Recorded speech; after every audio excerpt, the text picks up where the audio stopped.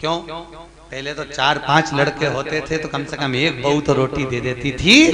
आज के जमाने में तो ले देखे एक, और वो भी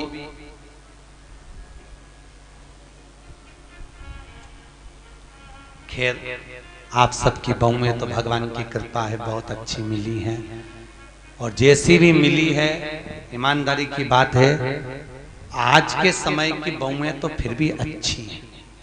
दिक्कत तो जो ये नई पीढ़ी आ रही है ना, जो बहुएं के मेरा छोरा उसके चक्कर में घर में झगड़ा करे, पति का प्राण खाए। और आने वाले समय में दिक्कत ये है कि तेरा क्या होगा रे कालिया। ये जो नई पीढ़ी नई जनरेशन जो हो रही है, अब इनको क्या होना। अभी तक तुम लोग तो निभा रही हो और तुम्हारी बहुएं भी तुम्हें निभा रही हैं, कोई दिक्कत नहीं। पर इसलिए कभी कभी बहुओं से कह दिया करो हमारी तो निभ गई रे बेटा, अब तेरा क्या होगा। दिक्कत हमारी तो गई। इतने दिन निकल गए, बचे कुछ 7 दिन थे, भागवत में निकल गए। आज कौन सा दिन है? तीसरा। कितना बचा? 4। यूं निकल जाए। कल चौथा हो जाएगा, परसों 5वां, 6ठा।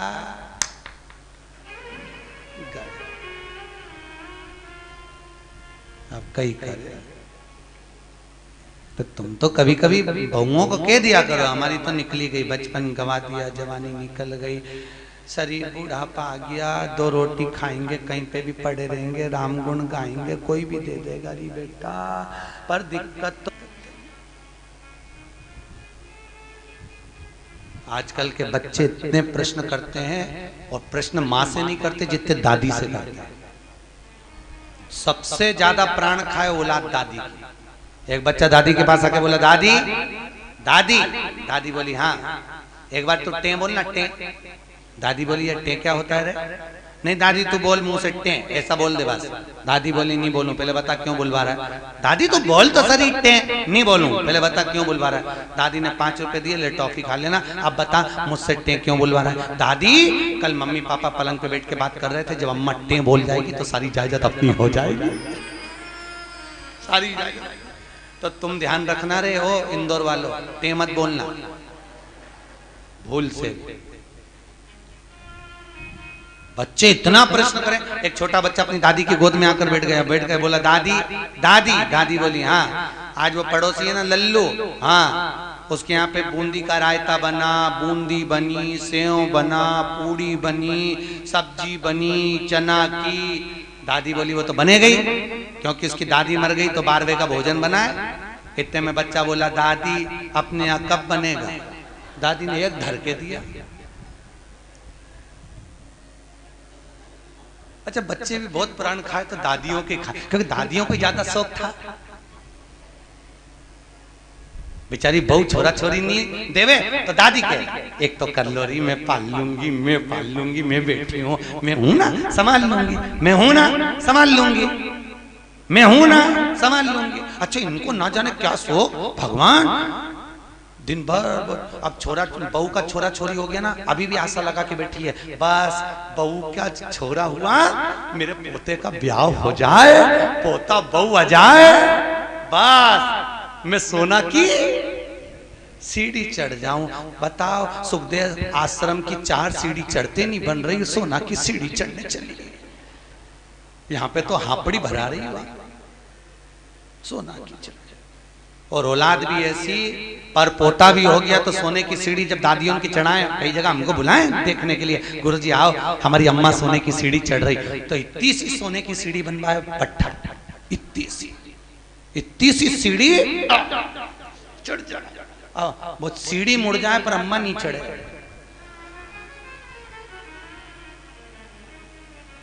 कब चढ़ती थी सोना की सीढ़ी? गरुड़ पुराण में लिखा है सोने की सीढ़ी जब पर पोता हो जाता था और डोकरी मरती थी, तब अर्थी पे सोने की सीढ़ी चढ़ती थी। और आजकल कब चढ़ती है? जीते जी तू तो जा, अभी जा। ब्राह्मण कभी नहीं करता, इसलिए आज भी सोने में ब्राह्मण भोज नहीं होता। कभी देखा आप लोगों ने? सोने की सीढ़ी में कभी ब्राह्मण भोज नहीं होगा, क्योंकि सोने की सीढ़ी का भोजन कभी ब्राह्मण नहीं करता। क्योंकि सोने की सीढ़ी जिस दिन मरता है उस कहां प्रणाम करते हैं? मंदिर के पीछे। जितना आगे प्रणाम नहीं करेंगे उससे ज्यादा पीछे करेंगे। कौन से शास्त्र में लिखा है कि मंदिर के पीछे प्रणाम करो? कौन से पुराण में लिखा है कि मंदिर के पीछे प्रणाम करो? कहीं लिखा देखा? अरे बोलो तो सही, किसी शास्त्र में पढ़ा? ईमानदारी से बोलना। भगवान कृष्ण के पीछे दौड़कर चल रहा था कौन? काल्याबन। कथा आएगी आगे। जरासंध के साथ जब युद्ध हुआ था और ब्राह्मणों की सेना लेकर आया था काल्याबन, और भगवान युद्ध का मैदान छोड़कर भागे। नाम क्या पड़ गया था? रण छोड़ रहा है। तो ईमानदारी से बोलो, ब्राह्मणों की सेना देखकर भगवान भागे, भागकर आगे जाके पीछे जो काल्याबन आ रहा था क्या उसको मार नहीं सकते थे? अरे बोलो जम के, मार सकते थे ना। जब जरासंध को मार सकते हैं, आदि को मरवा सकते हैं, तो काल्याबन को क्यों नहीं मारा मेरे द्वारकानाथ ने, मेरे द्वारकाधीश ने? क्यों नहीं मारा? क्योंकि भगवान कृष्ण को मालूम था ये काल्याबन ब्राह्मणों को इतना भोजन कराता है, इतना वस्त्र दान करता है कि सारे ब्राह्मणों का इसका मरना इतना सरल नहीं है। तो भगवान ने सोचा इसको मारने के लिए एक ही काम हो सकता है कि मुझे भागना पड़ेगा। मैं भागूंगा तो ये मेरी पीठ देखेगा, मेरे पीठ पर अधर्म का निवास होता है। जितना ये मेरी पीठ देखकर भागेगा उतना इसका धर्म नष्ट हो जाएगा, अधर्म बढ़ जाएगा, अधर्म बढ़ेगा, ये ऊपर आएगा और मर जाएगा। इसलिए भगवान भागे, अपनी पीठ दिखाकर भागे, और पीठ जितनी काल्याबन ने देखी, ऊपर जाते से ही मुचकुंद के नेत्र द्वारा जलकर भस्म हो गया। इसलिए हमारे हिंदू धर्म की रीति है कि मंदिर के पीछे अधर्म का निवास होता है। इसलिए मंदिर के पीछे जितना तुम प्रणाम करोगे उतना तुम्हारा पाप बढ़ेगा, पुण्य नष्ट होगा, उतना पुण्य नष्ट होगा। अब सोचो तुमने कितना पाप कमाया, बोलते जाओ। अरे बोलो तो रे, पाप कितना कमाया और पुण्य कितना कमाया? सामने लोग कम प्रणाम करते हैं। बस बेचारी ये परिक्रमा कर रही थी, थक गई, दीवार से टिक के खड़ी हो गई, तो दूसरी ने देखा पीछे प्रणाम करो तो कुछ मिलता होगा, दूसरी ने चालू करी, उसका देखे तीसरी ने चालू करी, तीसरे को देखे चौथी ने चालू करी। पूरा भारत की भूमि सब गंजी हो गई उसी के चक्कर में, सब एक क्रम पाने लगे सब। तो बेचारे वो तो कहीं कहीं के संत विद्वान थे, कहीं कहीं के महात्मा विद्वान थे, तो उन्होंने मंदिर के पीछे फोटो चिपका दिया भगवान का कि कम से कम इन्हें पाप तो नहीं लगेगा। तो फोटो चिपका दिया कि कम से कम आगे भगवान का भी दर्शन हो जाएगा। बेचारे संतों ने कृपा कर दी, पर तुम में अक्ल नहीं आई रे दादा, कहीं कहीं। और पूरे भारत की भूमि पे तुम कहीं पे भी घूम के देखना, जितने मंदिर मिलेंगे सब में पीछे लोग प्रणाम करते मिलेंगे। उनको समझाओ तो कोई समझे वे? अरे बोलो तो सही, क्या मालूम था क्या धर्म समाज पुण्य। ऐसी कई गलतियां हैं जो हम जीवन में करते रह रहे हैं, बहुत गलतियां करते हैं हम, बहुत। दिए के अंदर ही बत्ती रख के जला दें, परिक्रमा कर लें, ऐसी कई गलतियां हम अपने जीवन में कर रहे हैं, और भगवान से आशा रख रहे हैं कि भगवान हमको तार देगा, स्वर्ग भेज देगा। कहीं नहीं जाएगी, यहीं पड़ी रह जाएगी, फालतू की बात। सुधारो।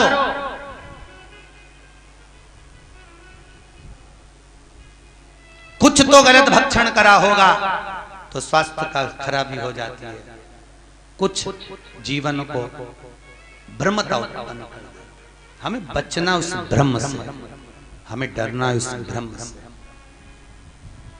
महाराज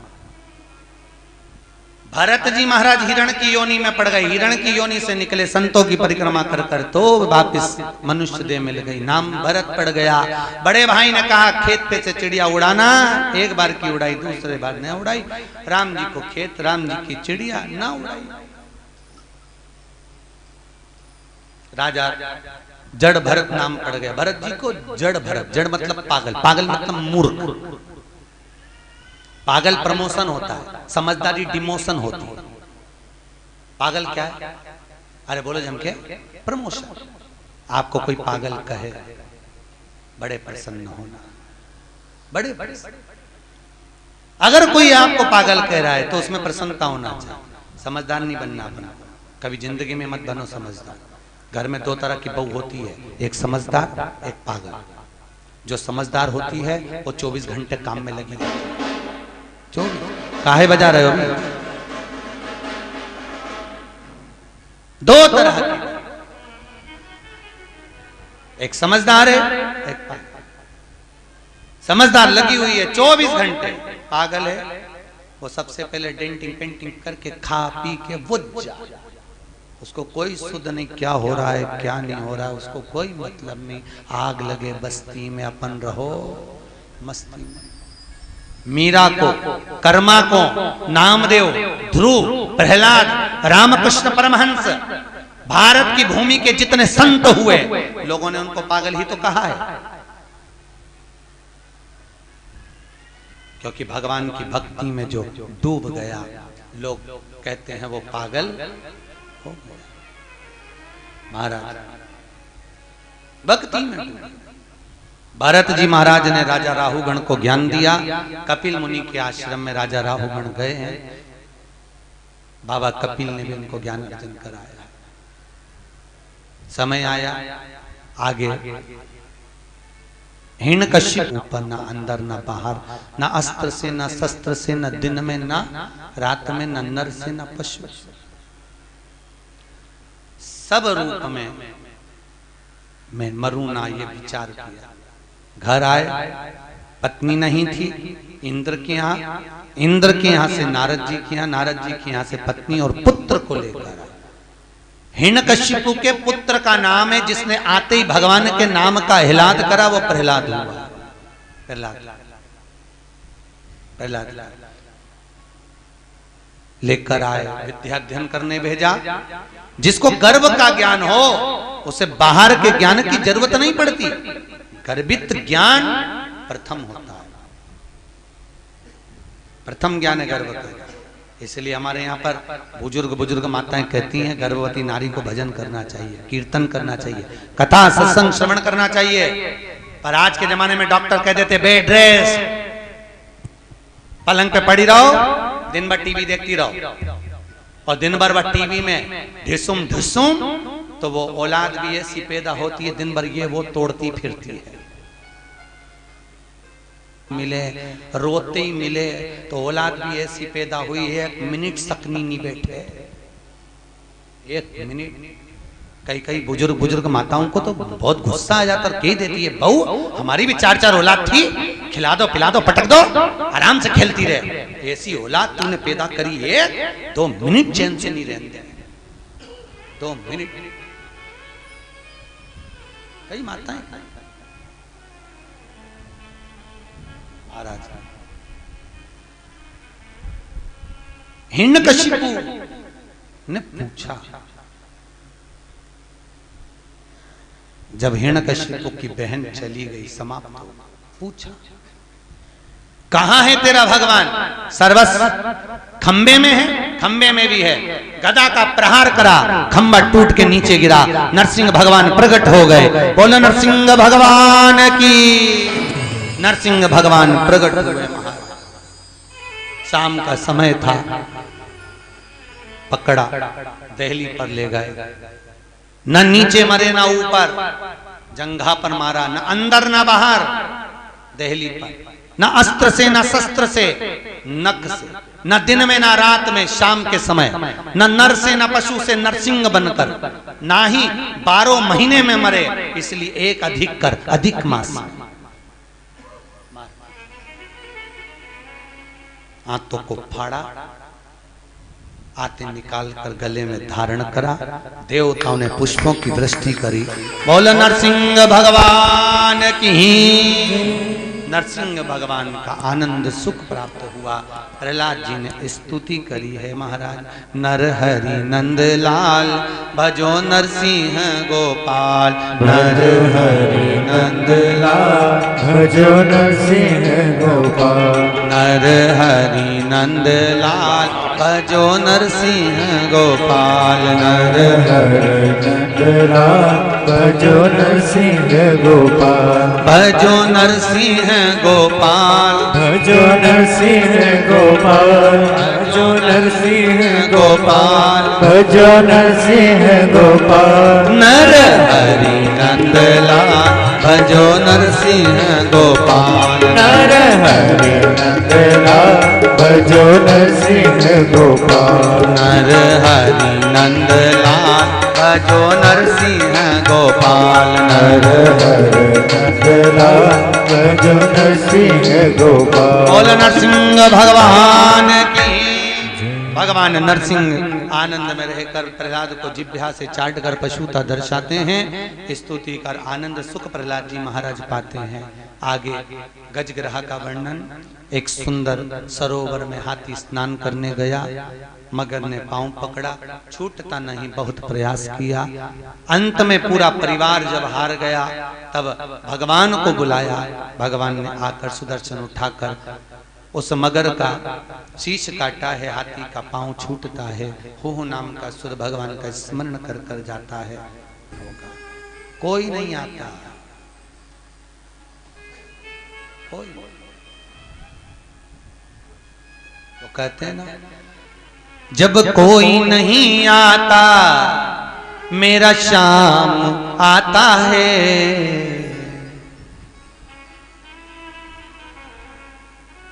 बस एक वही सम्मुख में पहुंच, बाकी का कोई। अच्छा, मरते समय लोगों को फोन करके क्यों बुलाते हैं? आप लोगों को मालूम हो तो जरूर बताओ मुझे। बुआ जी आ जाओ, अम्मा जा रही है, मतलब बुआ की यमराज से अच्छी पट्टी हो सकता है यमराज बुआ जी को देख के छोड़ जाए, पड़ोसन को उठा के ले जाए, या बुआ की आंख से डर जाए। कई लोगों, मामा जी आ जाओ, अम्मा जा रही, मामा जी आ गए। अच्छा, मरने वाले से पूछा भी जाता है, देखो कौन खड़ा, पास में बुआ जी खड़ी, मामा जी खड़े, काका जी खड़े, और अम्मा इधर मुंह फेर लेती, इन्हीं के कारण तो मर रही। आंख में से आंसू झड़ते रहते हैं, मुंह से बोल नहीं पाती। परिवार के लोग कहते तुम्हें पहचान गई इसलिए रो रही है, अम्मा से पूछो इसलिए रो रही, पूरी जिंदगी लगा दी खोल लो तुम में, तुम्हारे कारण मर रही इसलिए रो रही। ऐसे कह देना परिवार वालों से, हमारे मरते समय जब प्राण छूटे डॉक्टर अपना काम करे, पलंग के पास में कोई मत खड़े होना। तुमको देखकर नहीं मरना चाहते, तुम्हें देखकर मरेंगे, वापिस तुम में उलझ जाएंगे, फिर काम करना। डॉक्टर अपना काम करे, मेरे पलंग के पास नीचे बैठकर भगवान का भजन करना। कम से कम बोल नहीं सकती तो सुन भी लूंगी तो तर जाऊंगी, इतने में पार लग जाएगा। भजन चित्त कर, स्मरण करें, भजन करें, बस नाम जप। मुख में हो राम नाम, राम सेवा हाथ में, तू अकेला नाही प्यारे, राम तेरे साथ। अंतिम समय में वो साथ।